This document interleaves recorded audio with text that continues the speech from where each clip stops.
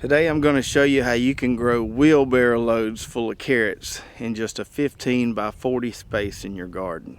Talking to customers over the years, carrots seem to be one of those crops that a lot of people struggle with. Whether it's the germination, planting them too thick, not planting them thick enough, it's just one of those troublesome crops for a lot of people out there.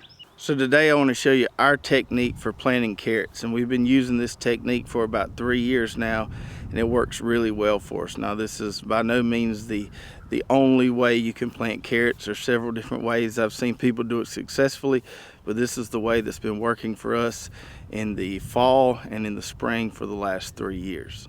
First, let's talk about timing, or when you should plant your carrots. For germination, carrots prefer a soil temp of about 75 to 80 degrees. So based on that, we can't really grow carrots during the hotter months. We have to grow them during the cooler times of the year. So we usually plant carrots in the fall towards the end of October, once the temperatures have cooled off a little bit, and we'll let them overwinter and then harvest them in early spring. And we can also plant another crop in early spring as long as it's early enough, say in February or so the carrots are ready by the time the warm weather comes around in May. As opposed to a lot of the other crops we plant, carrots take a long time to germinate, sometimes even up to 2 weeks. Now if you have a lot of heavy weed pressure, that can be a problem, because what will happen is those weeds are going to come up and they're going to outcompete those carrots, so you're not going to get a good stand of carrots. So when you're getting ready to plant carrots, you want to make sure you've got a good stale weed seed bed. You don't want to have a lot of weed seeds in the soil that are going to come up and try to compete with those carrots that are sprouting. There's a couple different ways you can do this. I prefer to just use the wheel hoe and just cultivate the area about twice a week for a month. So I'll have my area that I'm going to plant carrots in set out a month in advance, and I'll just run the wheel hoe through there repeatedly, kill any of those new weeds that are going to emerge, and it really creates that stale weed seed bed. You can also use a flame weeder. I've seen people do that. You can also tarp the area, and that will help to kill a lot of those weeds that are in the soil and reduce the amount of weed pressure you're going to have once you plant the carrots. So right behind me here, I've got a little plot where I planted my carrots this year. It's 15 foot wide by 40 foot long.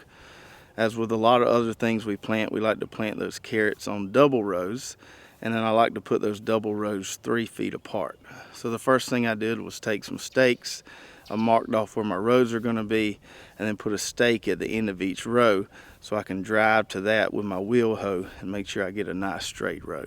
Now, as you might have seen in some of our other videos, we like to bury our drip tape. It just works so much better that way.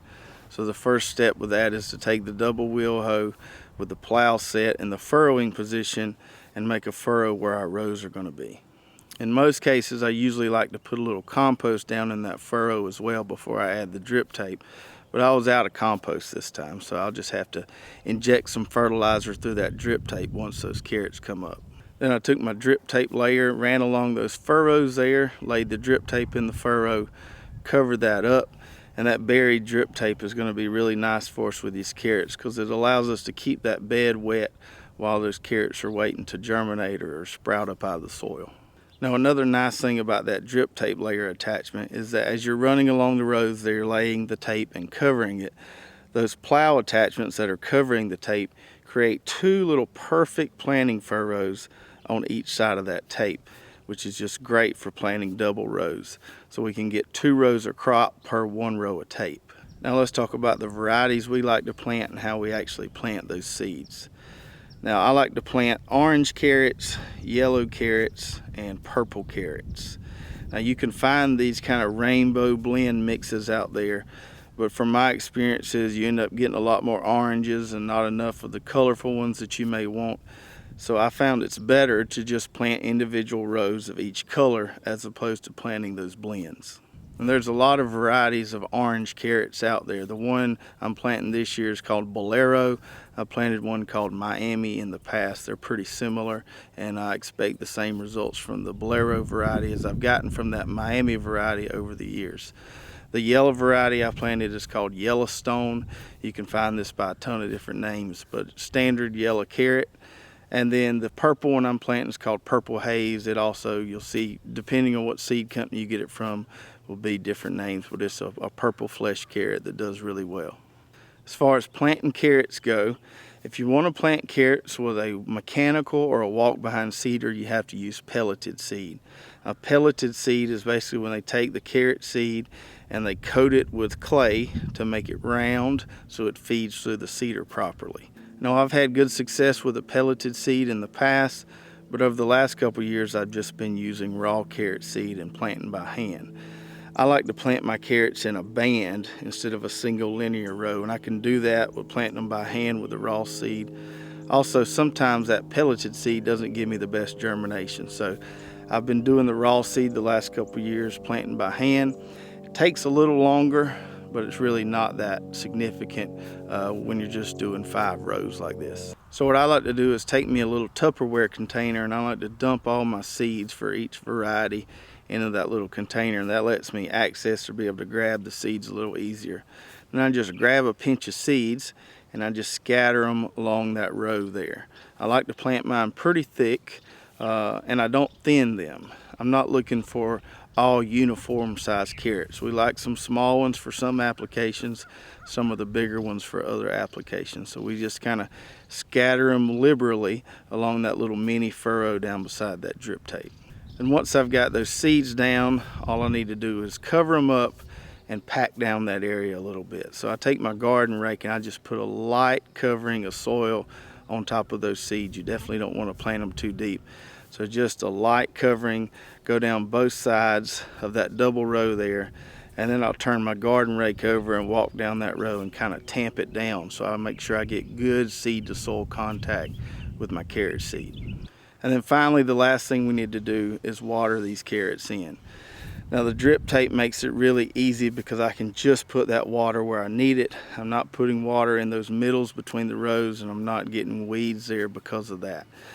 Now, this is one of the areas I see people make the most mistakes, is they don't keep the carrot bed wet enough during the germination process.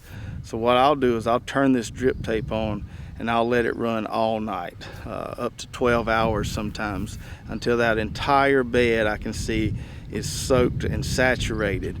And if we don't get any rain, I might do that 2 or 3 times until they germinate. But it's really important to keep that bed wet to get a really solid germination from your carrots. Once those carrots come up and start to grow, they're pretty maintenance free throughout the winter, with the exception of a little wheel hoeing here and there, or using that single tine cultivator to run between the carrot rows.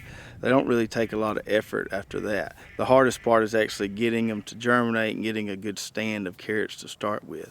That's where most people seem to have the most trouble. So if you've struggled with carrots in the past, definitely give this technique a try. It's worked really well for us, and I think it'll really work well in your garden too.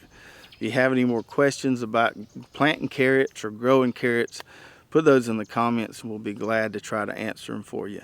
If you're interested in any of these products we use to plant those carrots, I'll put some links in the description and you can check those out. If you like our videos, subscribe to our channel, and we will see you guys on the next video.